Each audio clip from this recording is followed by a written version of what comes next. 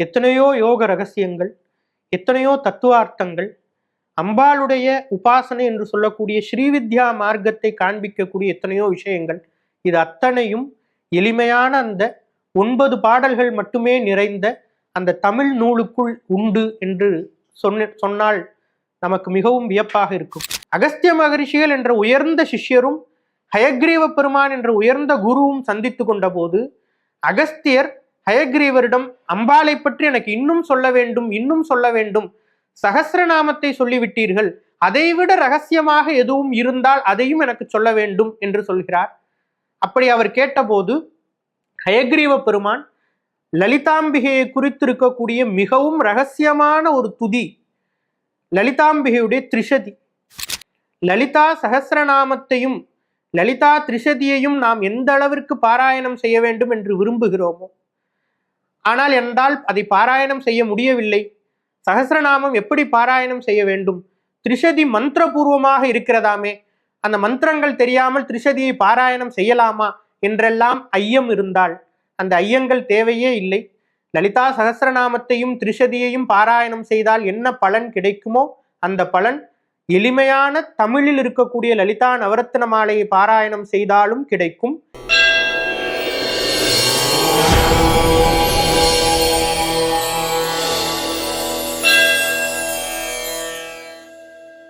தெய்வத்தமிழ் TV நேயர்களுக்கு என்னுடைய அன்பான வணக்கங்கள். லலிதா நவரத்ன மாலையை குறித்து நாம் சிந்தித்து வருகிறோம். ஞானானந்தகிரி சுவாமிகளால் எப்படி அந்த லலிதா நவரத்ன மாலை என்ற அந்த ஸ்தோத்திரம் இந்த உலகத்திற்கு கிடைத்தது என்பதை பார்த்தோம். முருகப்பெருமானால் சொல்லப்பட்டு அகஸ்தியர் அதை பெற்றுக்கொண்டு நமக்கு கொடுத்தார் என்று பார்த்தோம். ஞானானந்தகிரி சுவாமிகளுடைய அந்த உருவத்தை சிந்தித்தால் கூட அவர் முருகனுடைய அவதாரமாக நம்மால் போற்றப்படுபவர். அவருடைய உருவம் கிட்டத்தட்ட அகத்தியரை போன்ற ஒரு உருவம் உடைய. எனவே இந்த முருகன் அகத்தியர் என்ற அந்த குரு சிஷ்ய சம்பந்தத்தை நாம் ஞானானந்தகிரி சுவாமிகளிடமே நாம் பார்க்க முடியும். அவர்தான் நமக்கு இந்த ஸ்தோத்திரத்தை நமக்கு வெளிப்படுத்தி கொடுத்திருக்கிறார். இந்த ஸ்தோத்திரமானது தமிழில் இருக்கிறது, மிகவும் எளிமையாக இருக்கக்கூடியது. இன்னும் சொல்ல போனால் எத்தனையோ கோயில்களிலும் எத்தனையோ இல்லங்களிலும் அம்பாளை குறித்து பூஜைகள் நடக்கும்போது பாடும்போது மாதா ஜெயவோம் லலிதாம்பிகையே என்று இந்த ஸ்தோத்திரத்தை எத்தனையோ இடங்களில் பாடி நாம் கேட்டிருப்போம். அவ்வளவு எளிமையாக அனைவரையும் சென்றடைந்த ஒரு ஸ்தோத்திரம். ஆனால் அதற்குள் இருக்கக்கூடிய நுட்பங்கள் என்று நாம் ஆராய்ந்தால் நம்மை வியக்க வைக்கும். எத்தனையோ யோக ரகசியங்கள், எத்தனையோ தத்துவார்த்தங்கள், அம்பாளுடைய உபாசனை என்று சொல்லக்கூடிய ஸ்ரீவித்யா மார்க்கத்தை காண்பிக்கக்கூடிய எத்தனையோ விஷயங்கள், இது அத்தனையும் எளிமையான அந்த 9 பாடல்கள் மட்டுமே நிறைந்த அந்த தமிழ் நூலுக்குள் உண்டு என்று சொன்னால் நமக்கு மிகவும் வியப்பாக இருக்கும். அப்படிப்பட்ட அந்த லலிதா நவரத்ன மாலை அகத்திய பெருமானால் வெளிப்படுத்தப்பட்டு நமக்கு கிடைத்தது. இங்கே நாம் ஒரு விஷயத்தை சிந்திக்க வேண்டும். அம்பாளுடைய அந்த லலிதா ஸ்வரூபம், லலிதம் என்றால் அழகு என்று அர்த்தம். அம்பாள் தன்னை லலிதையாக நாம் பார்க்கக்கூடியவற்றிலெல்லாம் நிறைந்திருக்கக்கூடிய அழகாக தன்னை வெளிப்படுத்தி கொள்கிறார். அதனால் அவளுக்கு லலிதை என்று பெயர். இந்த லலிதை தொடர்பான எத்தனையோ விஷயங்களை பெற்றுக் கொடுத்த பெரும் பங்கு அகத்திய மகரிஷிகளுக்கு உண்டு.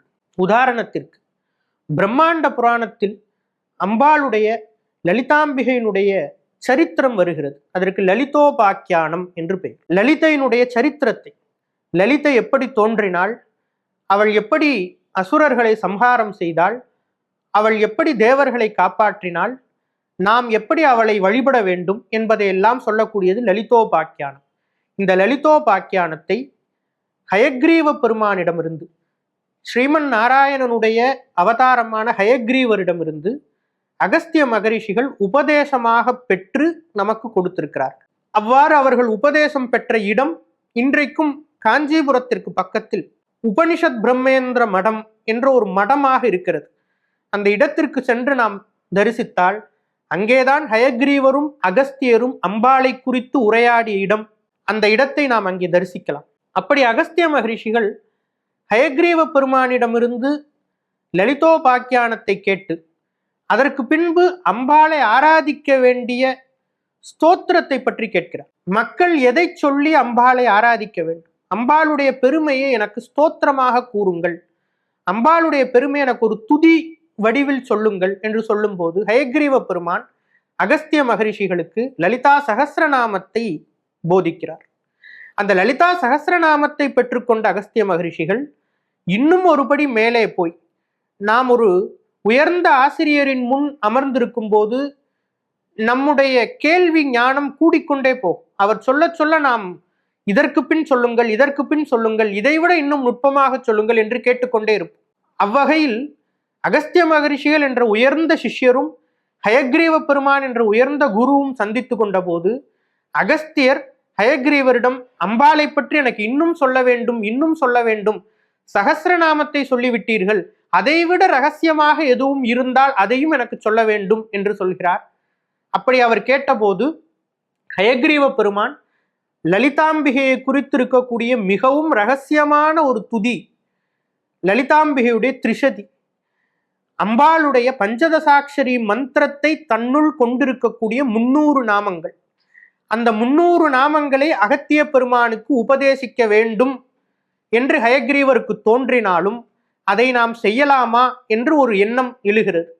அப்பொழுது அம்பாளானவள் அங்கே பிரத்யட்சமாகி ஹயக்ரீவருக்கு தாராளமாக அகஸ்தியருக்கு நீங்கள் அதை உபதேசிக்கலாம், அகஸ்தியரை விட உயர்ந்த ஒருவரை உங்களால் பார்க்க முடியுமா என்று அகத்தியருடைய பெருமையை ஹயக்ரீவருக்கு சொல்லி ஹயக்ரீவரை தாராளமாக லலிதா திரிஷதியை நீங்கள் உபதேசியுங்கள் என்று அம்பாள் ஆசீர்வதிக்கிறார்.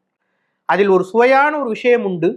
அம்பாள் அகத்தியருடைய பெருமையெல்லாம் கூறிக்கொண்டே வந்து ஹயக்ரீவரிடம் ஒரு முக்கியமான ஒரு விஷயத்தை சொல்கிறார்.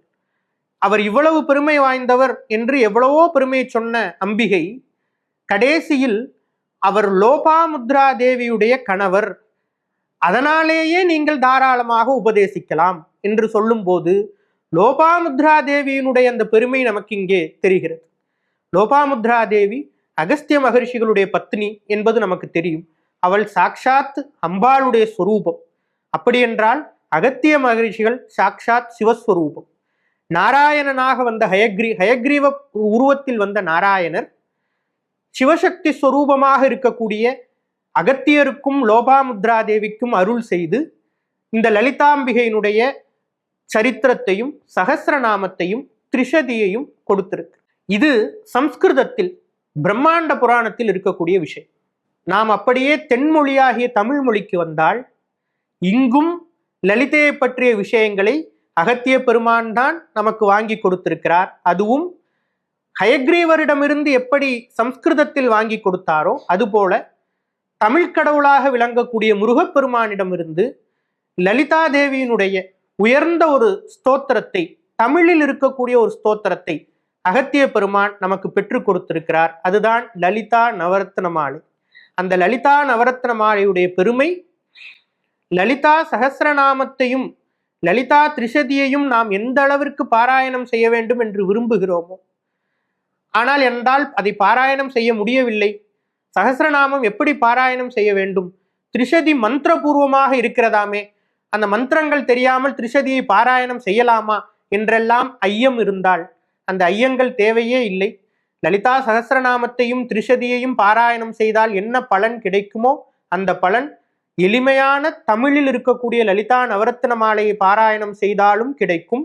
இதை தொடர்ந்து பாராயணம் செய்ய செய்ய அம்பாளே நம்மை அவளுடைய சகஸ்ரநாமத்தையும் திரிஷதியையும் இன்னும் அவளுடைய உபாசனா மார்க்கங்களையும் நமக்கு காண்பித்து கொடுத்து அவள் அருள் செய்வாள். அந்த அளவிற்கு பெருமை வாய்ந்தது இந்த லலிதா நவரத்ன மாலை. அதை நமக்கு பெற்றுக் கொடுத்த லோபாமுத்ரா தேவி சமேத அகத்திய பெருமானுடைய திருவடிகளை நாம் என்றென்றைக்கும் நன்றியோடு நினைத்துக் கொள்ள வேண்டும். இதுவரை நாம் லலிதா நவரத்ன மாலையுடைய அறிமுகத்தை, எப்படி அந்த ஸ்தோத்திரமானது வெளி உலகத்திற்கு தெரியப்படுத்தப்பட்டது, அந்த ஸ்தோத்திரம் யாரால் சொல்லப்பட்டது, அதை யார் நமக்கு பெற்றுக் கொடுத்தார் என்பதையெல்லாம் நாம் இதுவரை சிந்தித்தோம். இனி அந்த ஸ்தோத்திரத்திற்கு உள்ளாக காப்பு செய்யுள் தொடங்கி அதற்கு பின்னால் வரக்கூடிய பாடல்களை நாம் நம்முடைய நிகழ்ச்சியில் தொடர்ந்து வரக்கூடிய நாட்களில் சிந்திக்கலாம். நன்றி, வணக்கம்.